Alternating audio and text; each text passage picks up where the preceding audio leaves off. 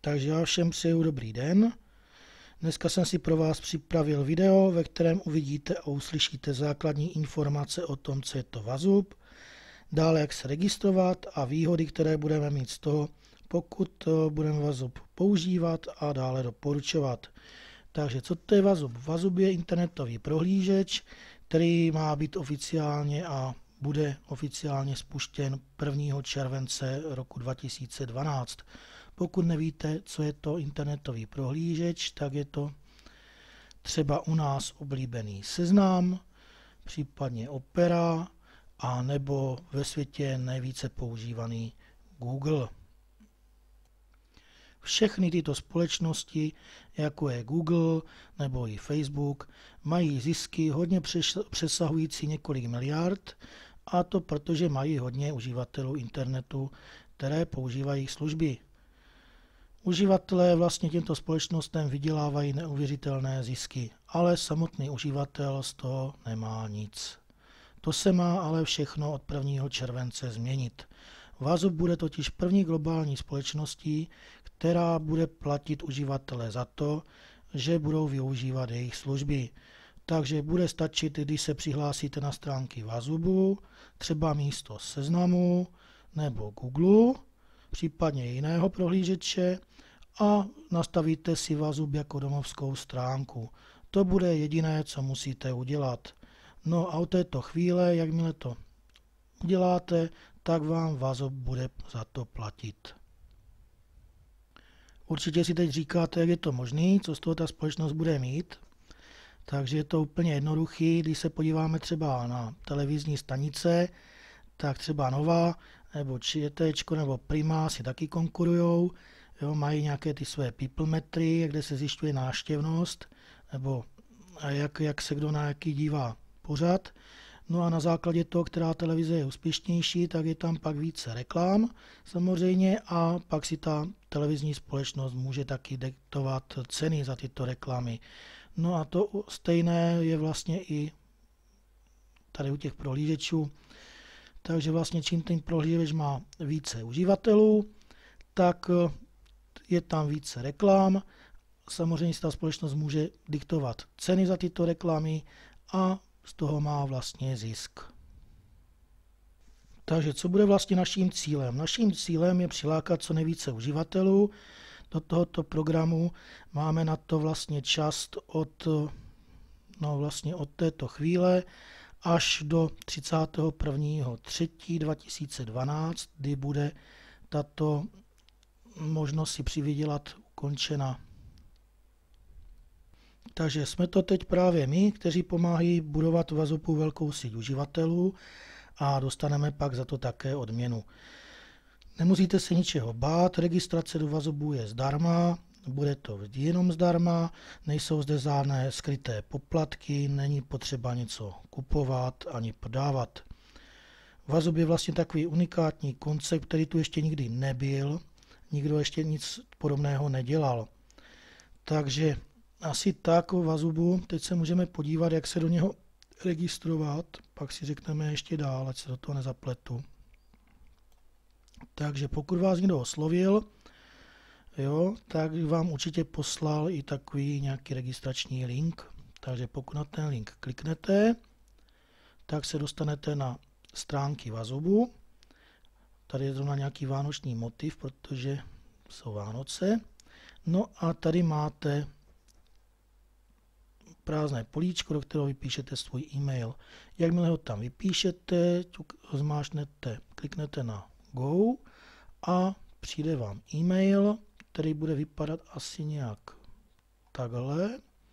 Jo, a nahoře budete mít vy svůj link, který můžete používat k tomu, abyste oslovili další potenciální uživatele, a uživatel se přes tento link zaregistruje.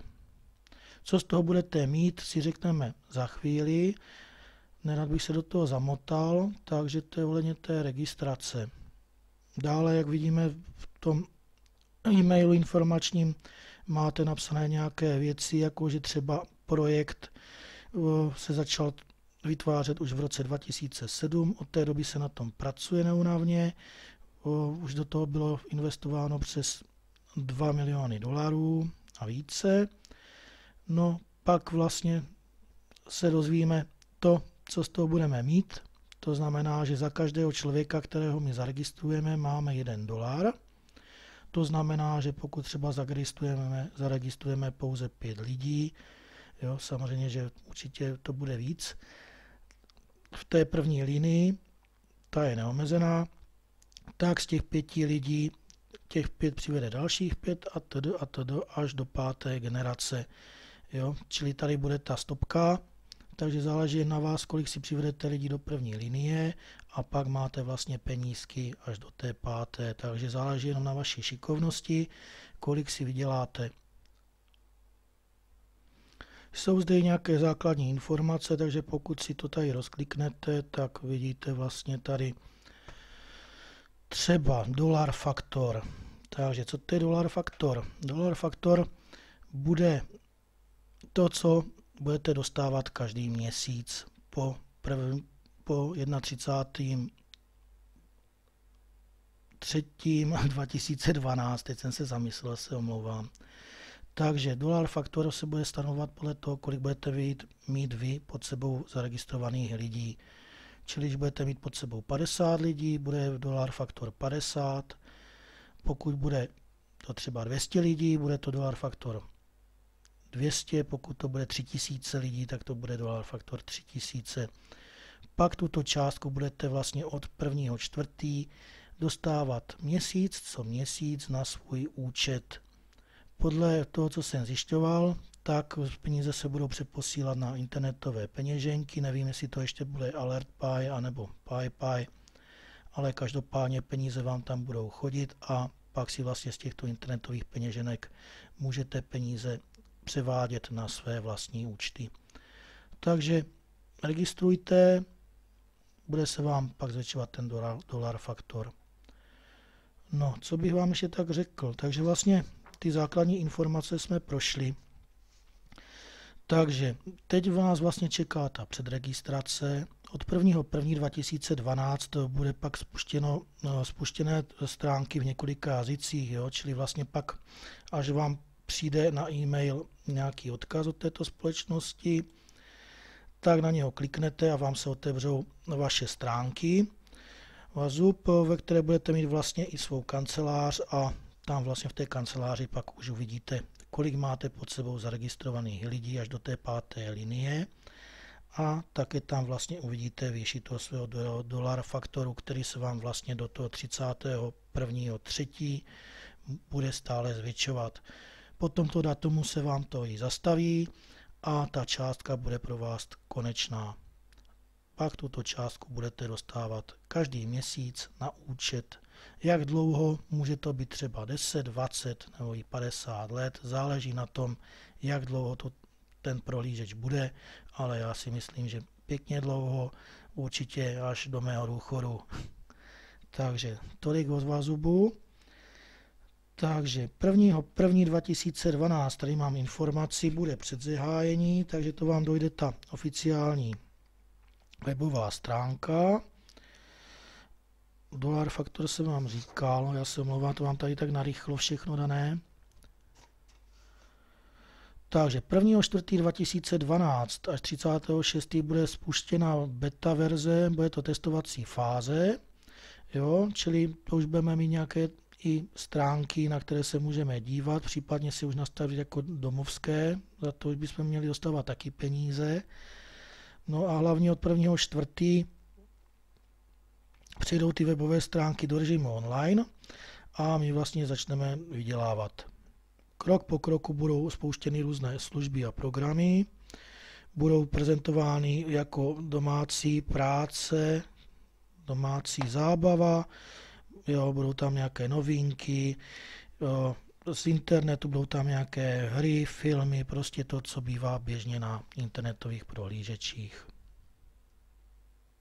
Vazub se teda má vlastně stát takovým dokonalým nástrojem internetu.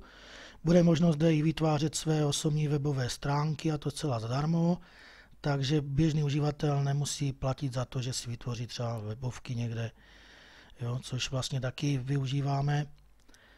No, jinak od 1. července 2012 bude teda spuštěná finální verze, která již bude plně funkční, jo, a kterou vlastně už můžou používat i běžní uživatelé, kteří se do té doby třeba ještě neregistrovali nebo o tom nevěděli. Takže to je asi tak o tom spuštění všechno.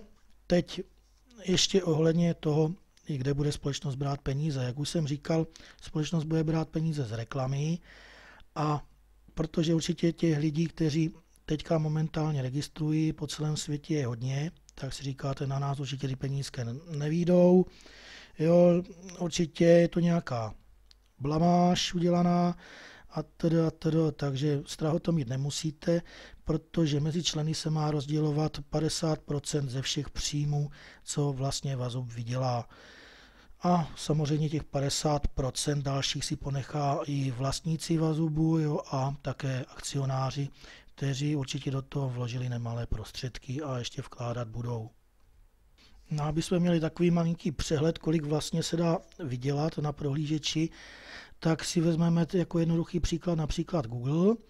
Ten využívá miliony uživatelů denně a vlastně nic jim neplatí, že jo? Takže všechen zisk z reklam zůstává Google. No a za poslední čtvrtletí měl třeba jenom Google zisk více než 3 miliardy dolarů, které vydělal pouze na reklamě. Jo, a to už samozřejmě nemluvím o dalších příjmech. Takže penízky budou vždycky a můžeme se taky podívat na to, jak se společnost Vazub vede. Takže hlavně se začali lidé registrovat něco kolem 16., 17., 12. Jak vidíte, je tady raketový zestup.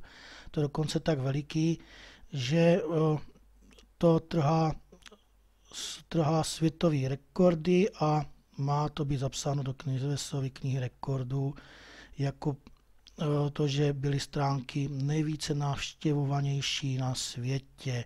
Pokud se podíváme, jak si vede registrací Česká republika, tak Česká republika je v současné době na krásném 3. místě. Hned před ní je Indie a Spojené státy americké, za náma je pak ten zbytek, takže český tým si vede suprově.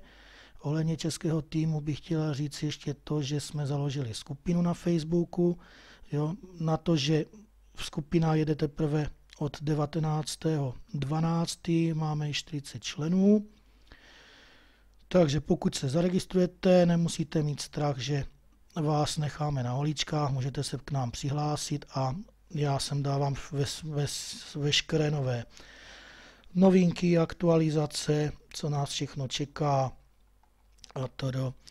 Takže nemusíte mít strach. Jinak, jak už jsem říkal, Vazub je zdarma teď a bude vlastně navždy.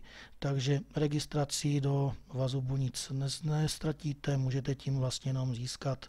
Můžete si vytvořit zajímavý pasivní příjem, který můžete dostávat každý měsíc až do konce svého života, nebo pokud neklekne internet.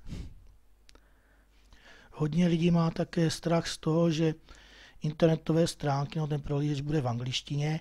Strach z toho mít nemusíte, protože je samozřejmé, že stránky budou ve všech jazycích, takže budou samozřejmě i česky.